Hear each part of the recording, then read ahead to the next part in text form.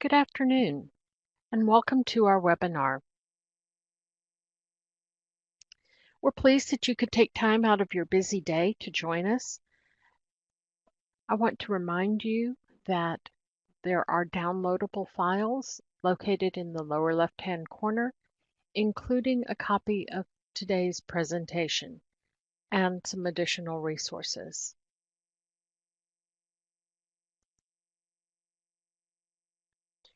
I'm Kathy Bryant. I'm the manager of TMLT's Product Development and Consulting Services. I primarily do consulting work with physicians and their practices related to HIPAA, medical privacy and security, HIPAA risk assessments, and cyber risk management. Joining me today as a co-presenter is Cassie Turner.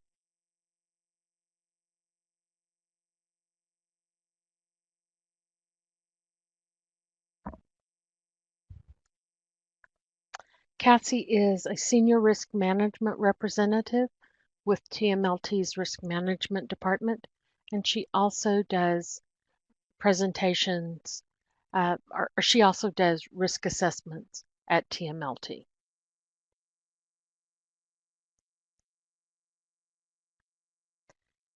Just a brief disclaimer that neither Cassie or I are attorneys, and would just like to remind you that we are not providing any type of legal advice.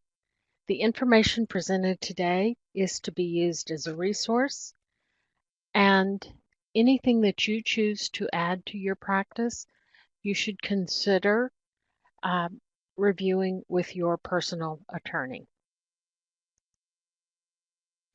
Today, we're going to discuss January 2020 updates and the release of medical records, the release of medical records of deceased individuals, and guidelines for reporting and release of PHI to health departments. So it seems like January 2020 was, many, many months ago. And there was a very important HIPAA update in January. And we wanted to make sure that all of you were aware of this because with the pandemic and all the changes that our world has been under for the last 3 months, we wanted to make sure that it did not get missed. On many occasions in this webinar series, we've discussed the individual's right to access their medical records. In fact, that has been a right in place since 2003 when the HIPAA privacy rule went into effect. Over time, this clear right of access has been confused by federal laws and Health and Human Services, or HHS, guidance as they keep changing. In 2009, the HITECH Act created the concept of third-party directive, which allowed patients to direct a covered entity to send a copy of their protected health information contained in their EHR to a third party. In 2013, the Omnibus Rule broadened the third-party directive to allow patients to direct the covered entity to send to a third party PHI in any format, not just the PHI contained in the EHR. And just to continue to confuse everyone, in 2016, HHS published additional guidance which caused a major shift in the release of PHI. The HHS guidance actually created or stated that a covered entity who chose to charge a patient for their medical records needed to do so on a reasonable and cost-based fee. Practices could charge actual charges, they could charge average charges, or $6.50. Further, HHS stated that this applied not only to records requested by the patient for themselves, but to any third party that they designated. Ciox Health actually filed a lawsuit against HHS, in which they challenged both parts of the 2013 Omnibus Rule and the 2019 guidance that HHS had provided. What the big change was in January of 2020, the federal courts found in favor of Ciox. This has important implications for your practice, and we're going to explore those now. Before we do, I want to just make one note, though, that the federal government does have the right to appeal the ruling or to simply make additional rules that could change the information. So, as always, we encourage you to have a reliable source of information to keep you current with changes of HIPAA.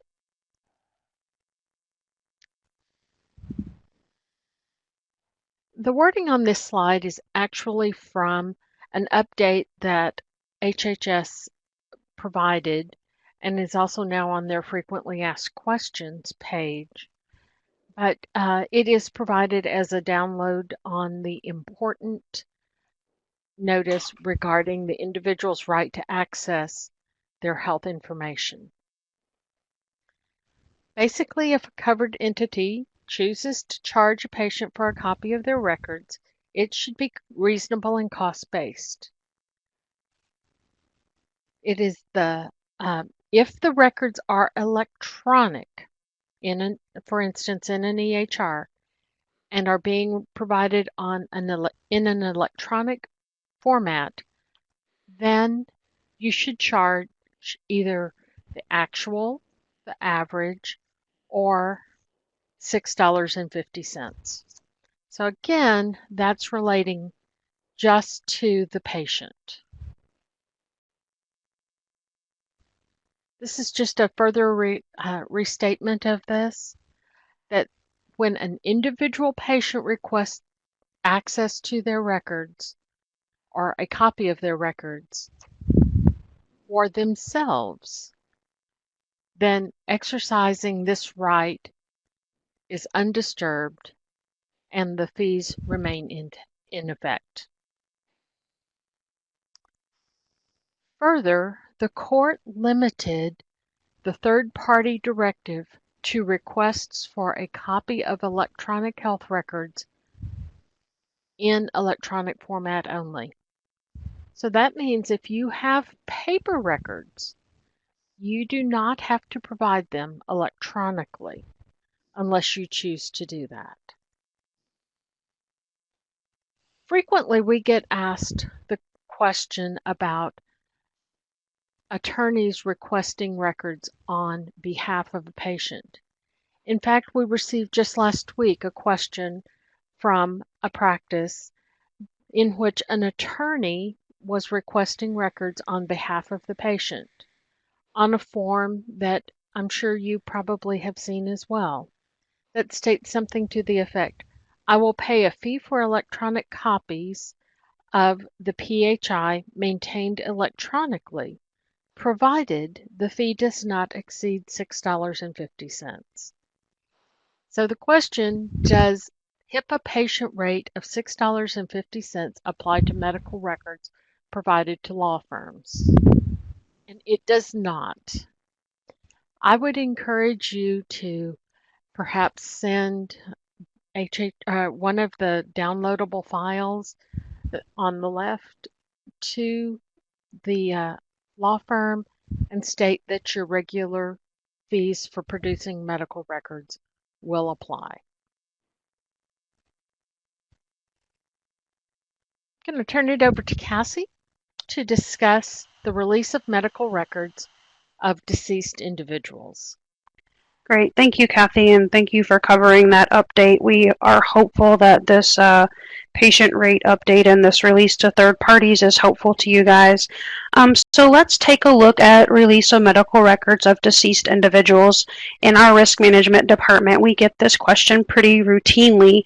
I'm sure many of you have had it in your office as well, and you get asked for records of a deceased person, probably by multiple parties, maybe by multiple family members, perhaps by a life insurance company, perhaps by a subpoena. So let's take a look at when it is appropriate to release those medical records of a deceased individual. Privacy and confidentiality is what we're going to look at, as well as what a valid consent is, and then also the definition of a personal representative. With privacy and confidentiality, that is maintained with medical records even when a patient dies. So while other privacy may expire, the privacy of medical records does not. The only exception to that confidentiality is a billing confidentiality, which means that there could still be a submission of claims to a health insurance for the most recent illness or the final illness of the deceased patient. Outside of this, there is really no exception to confidentiality outside of a court order once a patient is deceased. So who do you release the records to, and what is a valid consent? So valid consent generally under the Medical Practice Act of Texas requires a valid consent to release the records, no matter who is asking for those.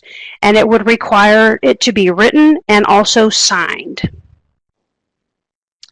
Further, it outlines what the consent should have within it in the Texas Probate Code. So, the consent should include the information or medical records to be covered by the release, the reasons and the purpose of the release, and to whom those records are going to be released to. So when this is done, the consent must be signed, obviously, by a valid person. That person is deemed the personal representative. It can be a deceased person's spouse or any other family member or who the court deems is the personal representative of the deceased. And so let's take a look at what is a personal representative. A personal representative, as I've mentioned, is someone who is specifically named by the Texas Probate Court to have that authority on behalf of the deceased. The person named as the executor in the deceased will has the first preference if that person is actually named in the will. If for some reason that person is not named in the will, the court will go through a process and a proceeding to decide who is the most appropriate person to be the personal representative. It could be a mother, it could be a father, it could be a spouse. It just depends. It doesn't specifically say if you are the spouse, then you are automatically the personal representative. Again, the court will go through that. They will determine the process of who should be the personal representative of that deceased patient. So individuals who are generally not allowed to be a personal representative are minors, people who are deemed incompetent, convicted felons, and potentially non-residents. We include the links there at the bottom for you to take a peek at those rules if you would like to. So in order to be appointed a personal representative, a person will just go to the court and apply, and as we've mentioned, the court will go through their process and they will establish who is the personal representative and provide them with the appropriate documentation, and then that documentation can then be presented to you all in your offices to validate that the person is actually the court-appointed personal representative. So a quick question, how can family members of deceased individual obtain the deceased individual's PHI that is relevant to their own health care?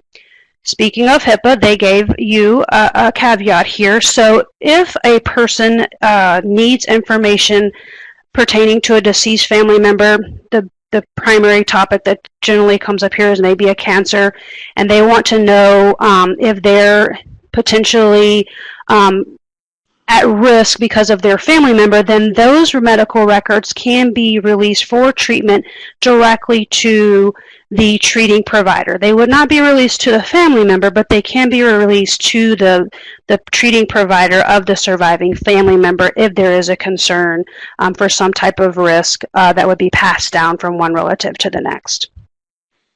And HIPAA also, as we've been talking about, makes the exception for the personal representative, and so that information can also be released to them under HIPAA without any issue. So how long does a practice have to release the medical records of a deceased individual? This, to keep in mind here, when you do release the medical records, you're going to always want to validate the identity of the person first to make sure that you do have the proper personal representative that you're releasing those records to. And it is the same as it is with any other medical record release. The rule is 15 days. Again, just making sure that you verify the identity of that person. If you're unable to identify that person within the 15-day period of time, then you will want to send them a letter as to why you're not, a written letter as to why you're not releasing the records to them during that time period. One thing I will mention finally before moving on to the next topic with the release of deceased records is that if there is a litigation, then you would follow the normal subpoena process. We would recommend that you verify the subpoena. We have seen fake subpoenas before, so just keep that in mind, that that is another way that records could be obtained by someone who's not the personal representative. Again, just making sure that you are verifying that is an actual subpoena before moving forward. So as Kathy mentioned as well, we were going to talk about responding to health departments in a pandemic and how to release medical information to those who may be requesting. The OCR has recognized that there are some HIPAA privacy issues around COVID-19, but also making that information available given the pandemic and how to go about doing that. So they have put forth a document that we reference here that outlines how you can release information about COVID in particular in this pandemic without an authorization from the patient. So when sharing protective health information, you can release information for treatment just as you would to a treating provider or within a normal circumstance of releasing medical records. You can also release to public health folks. You can make disclosures to family, friends, and others, disclosures to prevent a serious or imminent threat, disclosures to media, and keeping in mind minimum necessary, that you don't want to release anything more than is actually required to get the information to that public health department. Again, with the pandemic reporting, we've also received quite a few questions about contact tracing. We've just put some resources here for you to look at your leisure. Participation in contact tracing currently is voluntary. It is not required. We have had questions where the health department has contacted an office, and most likely what's happening there is that they are looking to notify others who maybe have been exposed. The question has been, can the clinic respond to that health department? Again, this contact tracing is voluntary, but yes, if it is reported to the public health, the CDC, someone like that, then it is okay to release that information as far as who maybe is in your office staff-wise working, so that they can notify them that they have been exposed to the pandemic. We have also included a couple of resources on the download panel, as Kathy has mentioned, specific to contact tracing, and as well as the Texas Health Trace information. There's a PDF that outlines if you are contacted by a health tracer, how to go about that, and we've put those in that download pod for you as well. So as we end most of our talks on HIPAA and the OCR, just keeping in mind that there are impacts of noncompliance. While we have seen some easement from the OCR with the pandemic, we just remind you to continue to be vigilant with your HIPAA privacy security efforts to avoid some of these things, time away from your patient care, financial, reputational harm. We also know that hackers are changing their tactics to exploit during this pandemic time. So again, I know it's probably the last thing on your mind, but just remaining vigilant to keep your system secure as possible. And Kathy, I think that you had a couple of other questions to go over with us, and if anyone else has a question, we do see some in the Q&A pod. Please feel free to put your questions there, and we'll just go through them.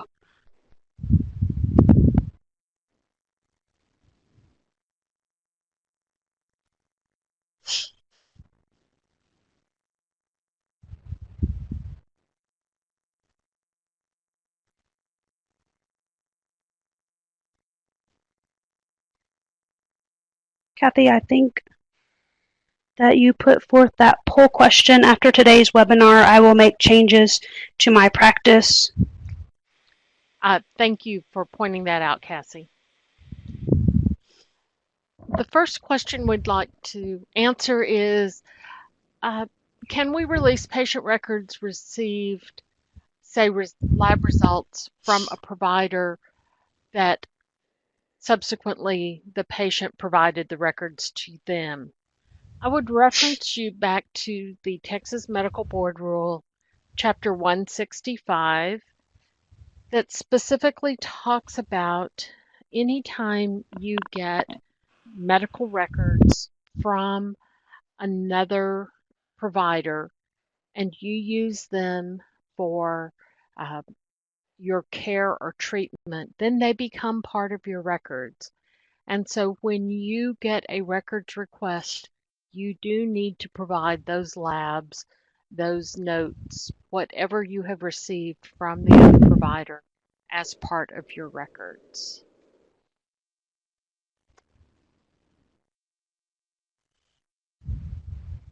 There's another question for Social Security benefits being asked for from lawyers. Do fees apply?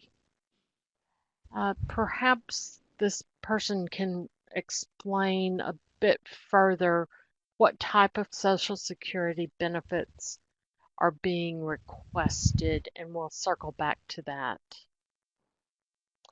Yeah, I'll just add, Kathy, on that for specifically for life insurance claims. I didn't mention this earlier when releasing those medical records. That does not fall into health insurance, and I know they're speaking about the fees here, but in that case, if they're looking for the records to contact the survivors for life insurance claims. Thanks for adding that. How long do medical records need to be kept after a person dies? The requirement in Texas is the same as for any medical records. You must maintain the medical records for a minimum of 7 years from the anniversary of the date of the last treatment by the physician. If the patient was younger than 18 when last treated by the physician, the records of the patient must be maintained until the patient reaches age 21 or 7 years from the date of the last treatment. So if a physician saw a patient when they were 17, they would have to maintain those records for 7 years or till age 24, because that is longer than age 21. That again is referenced in the Texas Medical Board, Chapter 165. Cassie, here's one about a deceased individual. For a deceased individual who had a power of attorney prior to death, is the power of attorney still available to get medical records after the patient dies? Sure. So typically, this expires with the death of the patient, and again, the personal representative would need to be appointed by the court in order to get those medical records. Great. I think this is the same answer for the next question, which is if a person is listed on the patient's medical release form prior to their death, is it valid for release after death? And those would not be valid after death until you had proved up who the power of or the personal representative is. here in the state of Texas. If you're in another state, or if the medical records involve physicians from another state, the answer may be entirely different, and we would have to, make sure that you're following the rules of the state that you're practicing in. Question about will we get a copy of the slides? Yes, the slides are actually the third downloadable file in the lower left-hand corner, titled May 2020 Slides.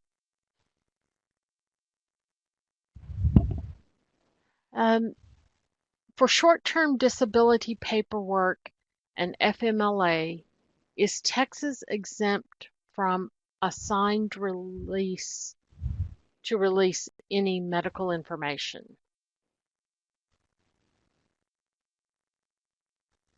You want to answer that one, Cassie? For short-term disability paperwork and FMLA, I do not think there's an exemption. Kathy, you can correct me if I'm wrong. And if we're talking about, we're not talking about a deceased individual at this point, most likely. So the general rules for release and authorization of information would apply to this scenario. Okay. And I would say yes. And generally, the FMLA paperwork that I have seen contains an authorization for the person to do, for the physician office to release the medical records. If that is something that you have further questions about, you can certainly use the consulting@tmlt.org, and we will actually try to get more information on this. There's a question about what is OCR. Sorry about that. We get so concerned about or we get so familiar with acronyms, we forget that not everyone knows what they are.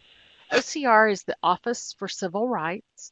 They are part of the Federal Health and Human Services, and as I lovingly call them, they are the HIPAA police. They are charged with the responsibility of actually enforcing HIPAA.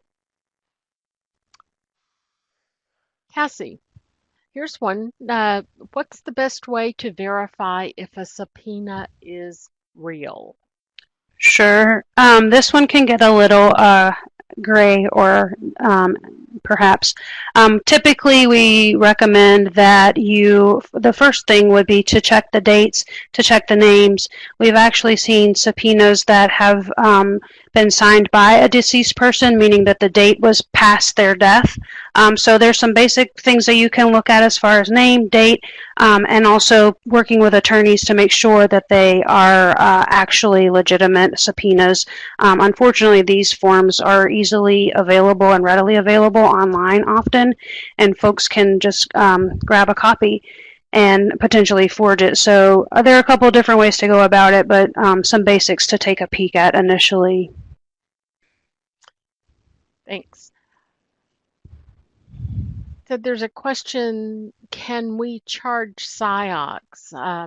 If SIOCS is requesting copies of records, I would say, I guess it depends on why they're requesting records from you.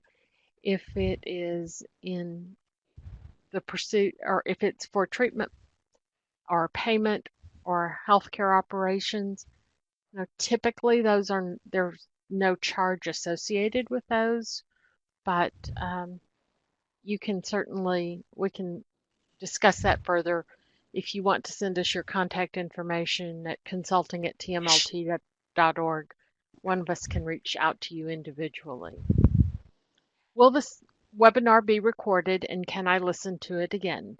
Yes, the webinar is being recorded, and we will be sending you an email tomorrow typically is when they go out, and um, it does have the information on link rather on how to listen to it. Also, all of our webinars are recorded and they're all listed on TMLT's resource page called or at hub.tmlt.org.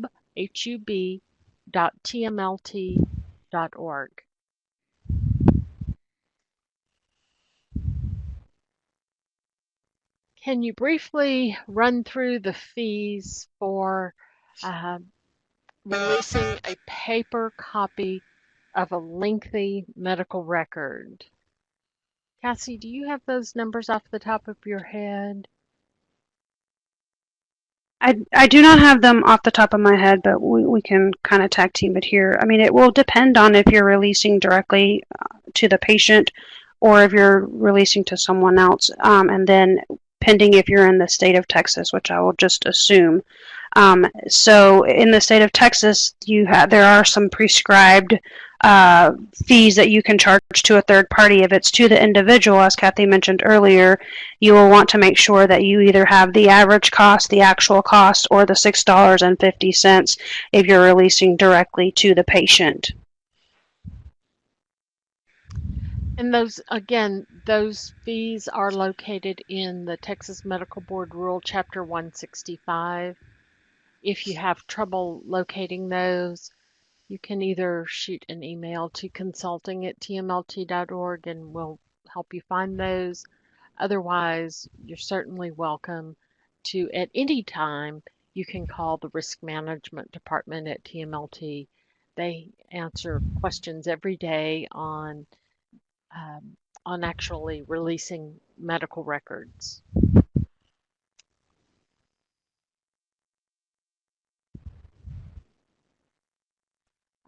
We've kind of gone through how many records you have to keep, all patient records. So it's generally 7 years, or it is 7 years after a patient turns 18 if they were younger than 18, or the age of 21, whichever is older. What are the fees associated with disability requests? I believe that for Social Security disability, that unless there is a stated fee allowed, those generally are provided at no fee.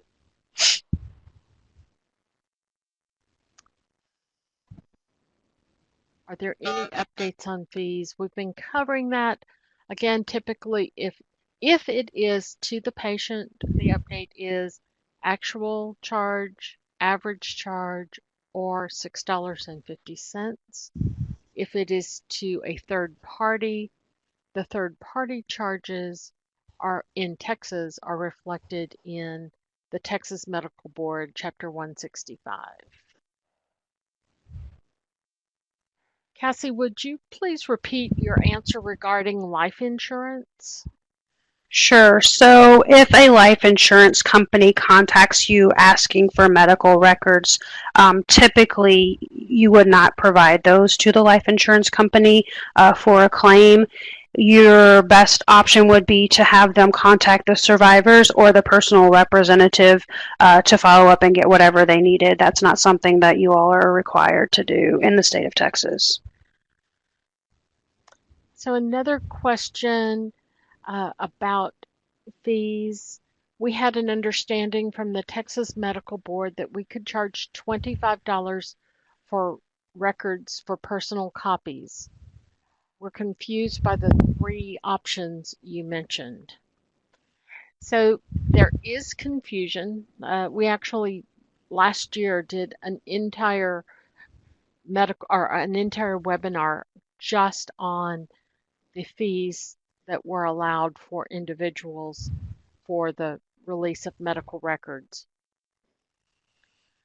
The Texas Medical Board rule basically says you can charge a reasonable fee.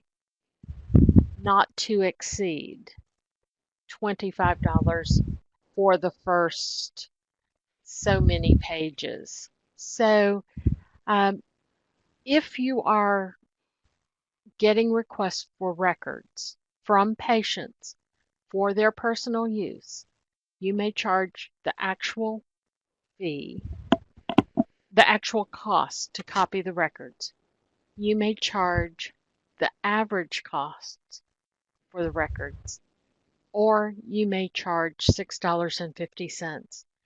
And the first document that's downloadable, the individual right to access their medical records on the lower left-hand corner, that is covered extensively in that particular document.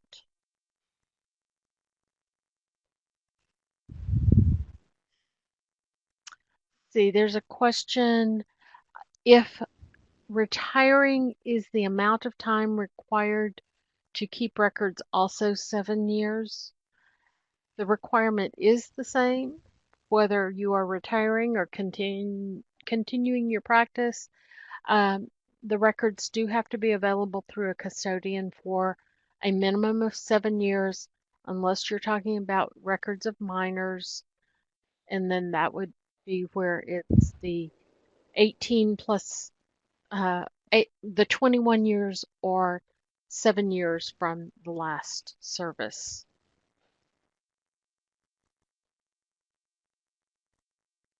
When our physicians are on call for hospitals and they perform a procedure, do these records belong to us as a practice or the hospital? And can we release those records once they are transferred to us? Cassie, you want to take that one? Sure. If this procedure is for a patient of your clinic and those records are part of their medical chart, then those can be re-released as part of their medical chart. I think the hospital will probably always maintain a copy as well as you. So, but I don't think there's any issue with you re-releasing those once they're put into the patient's medical chart at your clinic. How long do we have to keep medical records sent on a CD?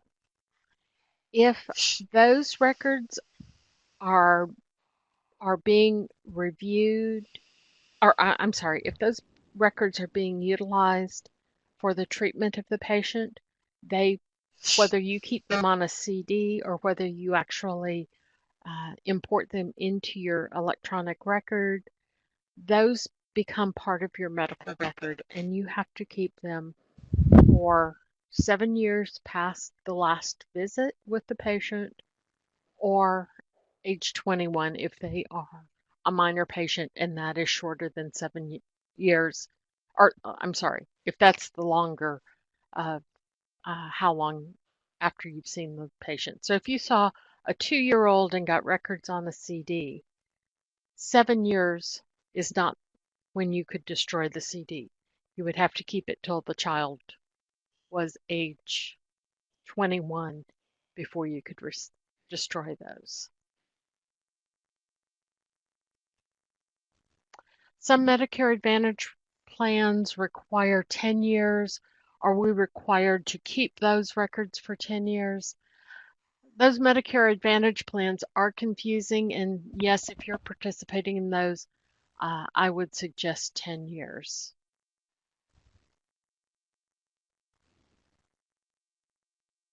What is the $6.50 for medical records? Is it per page, or can we charge one fee up to $25? For an individual patient requesting copies of their own records, it doesn't matter if it's 1 page or 500 pages, you need to, you can charge either actual charges, average charges, or a single fee of $6.50.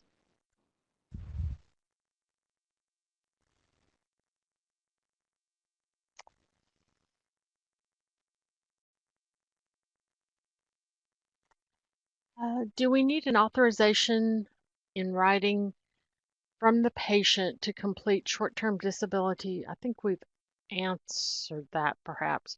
or is verbal sufficient?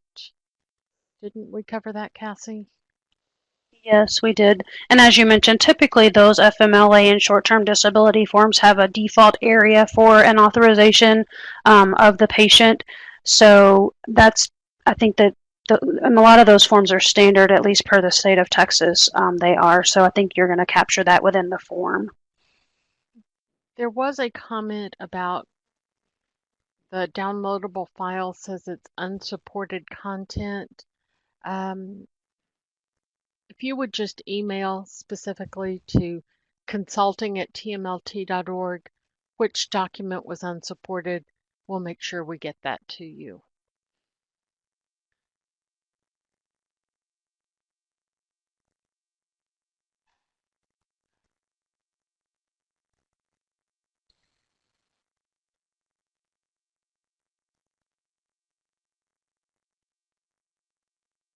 I think we had another question about retiring that was addressed, and then maintaining those records for 7 years. And another question, I want to confirm if a patient gave authorization to release his or her medical records prior to his or her death, that authorization is no longer valid. That's correct. You would want to have what the probate court has assigned as the personal representative to be able to release those medical records and have a valid consent from the personal representative that the court has appointed.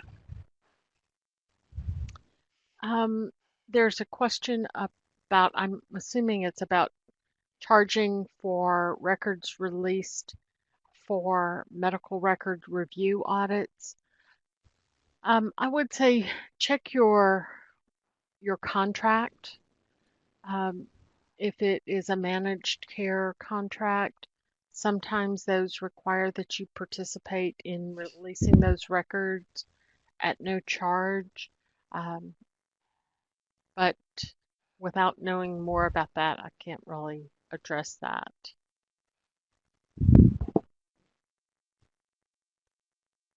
Is there a downloadable for more information on release of records for COVID-19? We have done 3 webinars related to COVID-19, and one of those may have the information that you're actually looking for. The Office for Civil Rights and the Texas Department of State Health Services and Texas Medical Association all have extensive resource pages on COVID-19.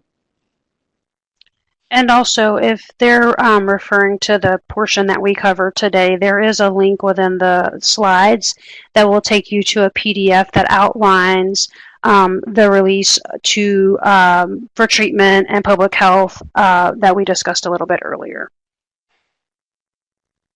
The next question is just curious, is there a standard price that patients are charged when requesting medical records?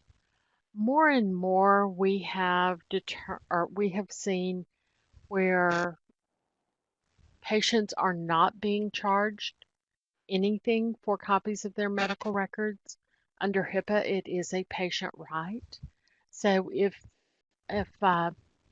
there is a quote unquote standard price, it would be that, the $6.50 is probably the second most standard thing that we are seeing.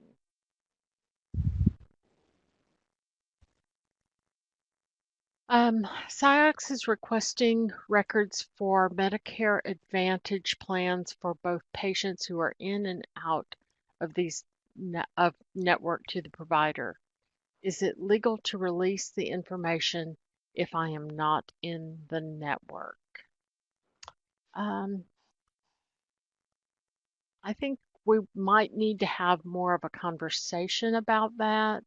If you're requesting this, again, if you shoot an email to consulting@tmlt.org, and we will reach back out to you as far as having a more in-depth discussion about that.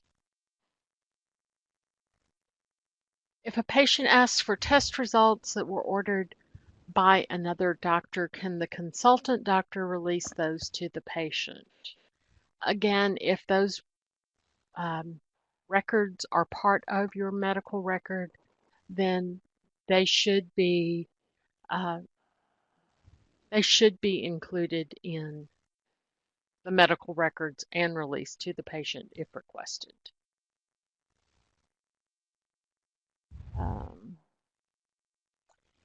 If the health department requests medical records or information of next appointments for a patient with a disease that is not required on the reporting list, do we have to send them this information or should we ask for an authorization? Cassie, thoughts on that one? If the health department is requesting the information, then if it's in relationship to the pandemic that we've been discussing, then I believe that it would be okay to release that information directly to them. Again, keeping in mind minimally necessary. With those releases, an authorization is not typically required. I think the website, there's a question about repeating the website again. The resource page for TMLT is hub.tmlt.org.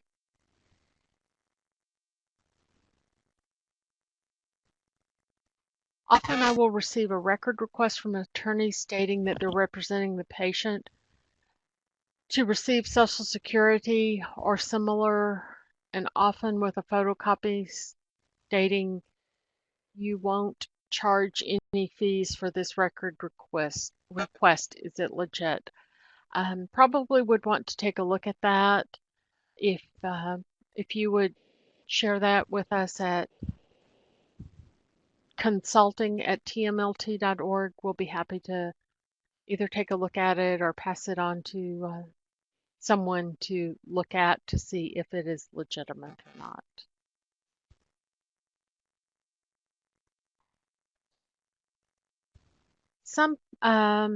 Another question, this is a good one actually. Some offices are just doing virtual visits now, so they do not have patient signed medical release forms. Is it still okay to share those patient records?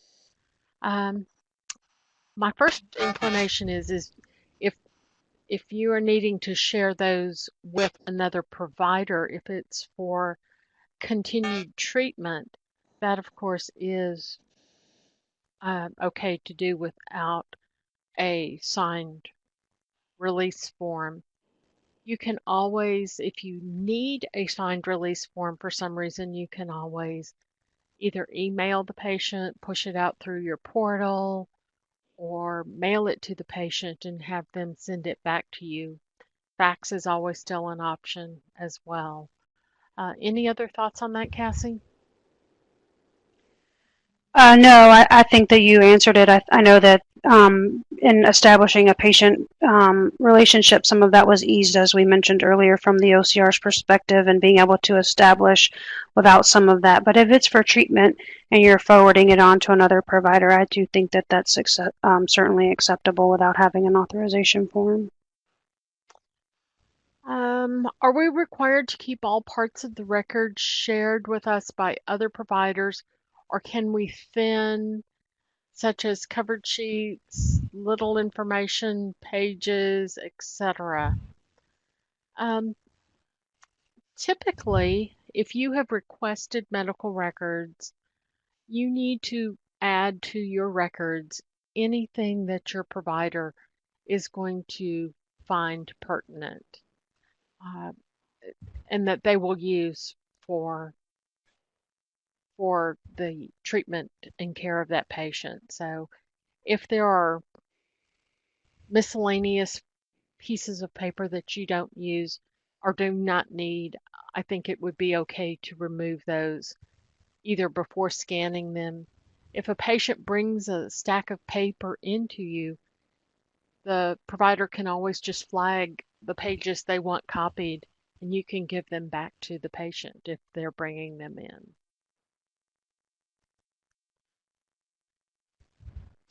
What do you mean by actual and average charges? So if you are making a if a patient requests their medical records and they want them in an electronic format, and you simply push a button or a series of buttons, it's sometimes a series, in your EHR and push those records out through the patient portal, then you would only be able to charge the time that it actually took to do that.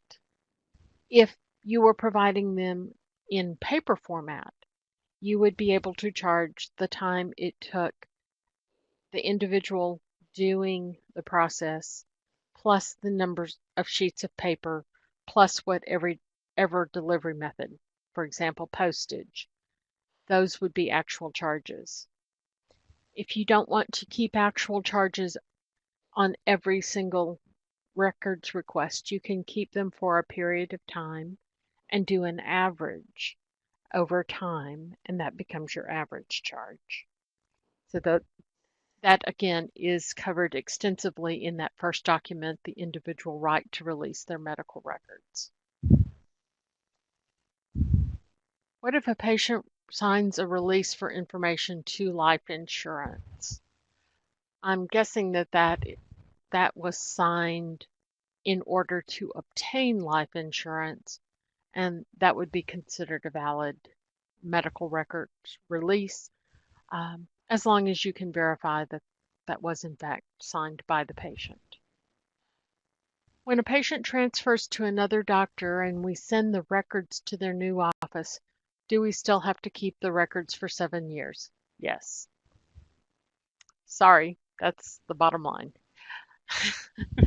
Where do we find Texas Medical Board Rule 165?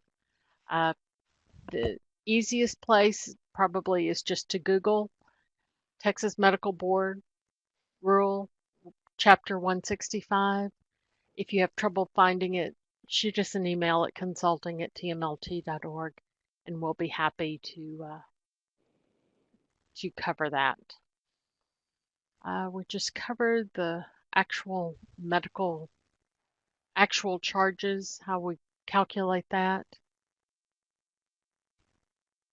Can you verify if a signed medical records release is required from a patient to send records to another provider that the office does not have listed as a provider they see? I'm assuming that the second office is requesting them. You can always err on the side of the patient by asking them, by simply calling them and saying, hey, we got a request from whatever the practice name is, and we just wanted to verify that you wanted your records sent to them.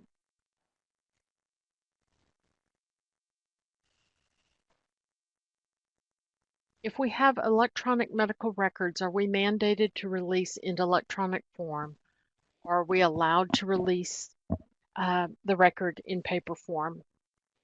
So again, it depends on who's asking for the copies. If it is the patient is able to request those records in the form and format that they desire. Even if you have electronic records, the patient can request them in paper, and you are required to release them. Likewise, if you have electronic records and the patient wants them electronically, then you must make the records available electronically. There is quite a discussion about that on our website, thehub.tmlt.org, the individual right to access their medical records, in a previous webinar. And if you want to continue that conversation, we'll be happy to do that a bit later on.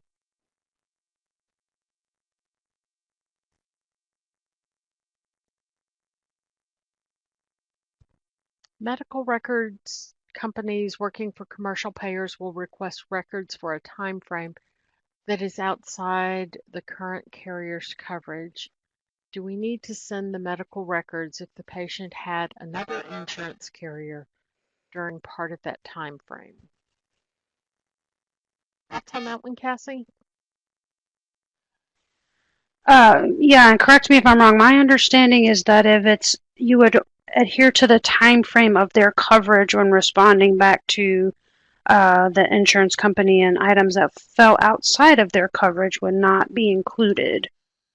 That would be my thought as well, is that um, it would be similar to receiving a medical records request for all records that um, pertain to a certain date range, and that you would just need to make sure that you only release those records that were in that date range. If a patient refuses to pay, do we waive the cost? Well, you you cannot refuse to provide medical records to a patient if they owe you money. That is one of the things that HIPAA is very specific about. Um, the Health and Human Services have gone to great length, as you will see if you read that first document in the download files, about making sure that everyone knows that it is the patient's right to receive a copy of their records. In fact, buried deep within that document, they actually say they believe that patients should not be charged. Um, so I would be very cautious about refusing to give patients medical records based on the fact that they simply don't want to pay you, because the patient then can turn around and file a complaint with the Office for Civil Rights, and you could find yourself under investigation for failing to provide the records. Can we email medical records to patients? So basically, you can email uh, medical records to patients if that is the format that the patient has requested. If you do not have encrypted email, you need to explain to the patient that there is a risk of providing them that way. And if they insist on you sending the records by email, then you must do that if it is to the patient. The two examples we frequently get calls on are either a mother or a parent needing immunization records for schools, or secondly, the other one that we frequently get is a patient uh, who forgot to get a "I was seen at the doctor's office" note for employers. And yes, you can send those as long as the patient understands if it's unencrypted, there is a risk.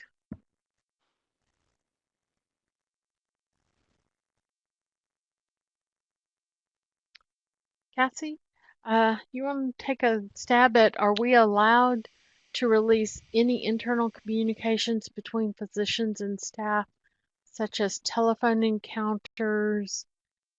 And if so, is it limited to patient or facility? Sure. As far as documentation of telephone calls, particularly if it impacts a medical decision, then certainly that would be part of the chart and could be released. I don't believe that there's any limitation to releasing it, obviously directly to the patient or to a facility.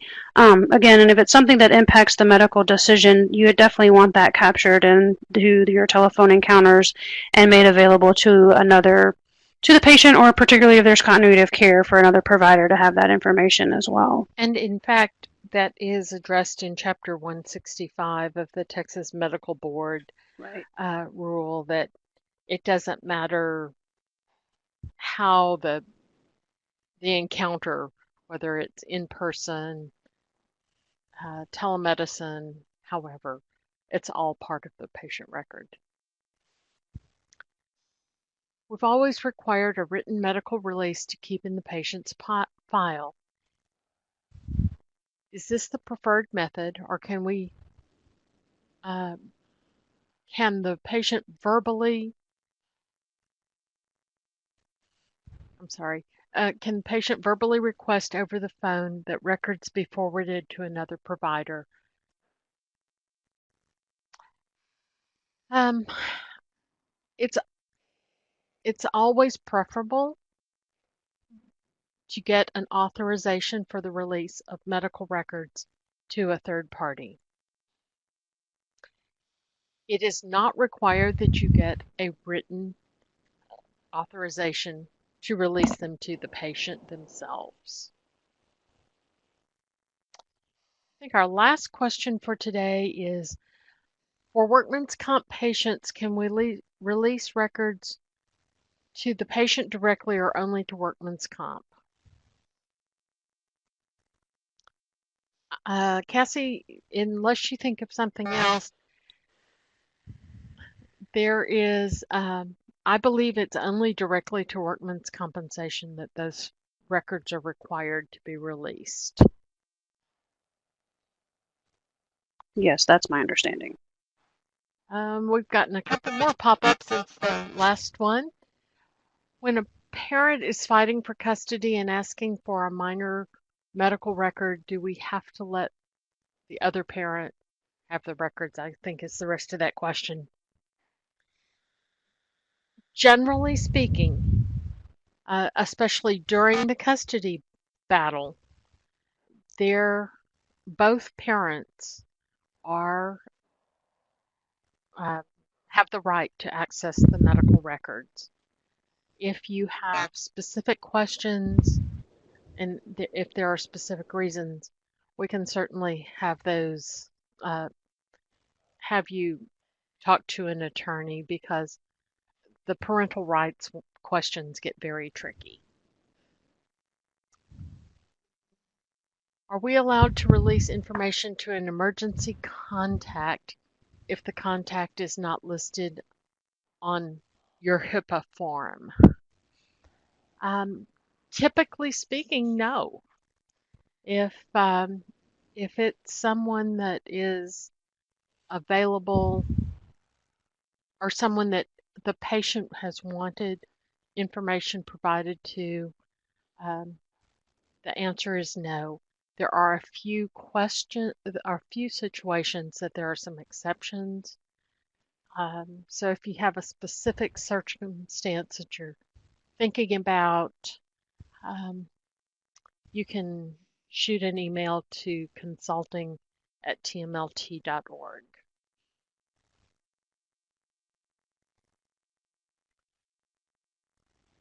Just a quick reminder, the slides and reference materials are there available for download. Our next webinar next month is on June 23rd. It's on telemedicine, managing your risks, another very hot topic in regard to the pandemic. I want to thank you for joining us today, especially all those who participated in our polling question. Just roughly 39% of you said that you'll be making changes to your practice based on the information provided during the presentation. If you again, if you have questions after the webinar, feel free to reach out to us at consulting@tmlt.org. Cassie, do you have anything else? No, I just echo you and saying thank you guys for participating today. We know your time is valuable and that you are all very busy, and we just appreciate all your questions. And again, please feel free to reach out to us if we can help you in any way. We hope to have you all join us next month. Have a great day.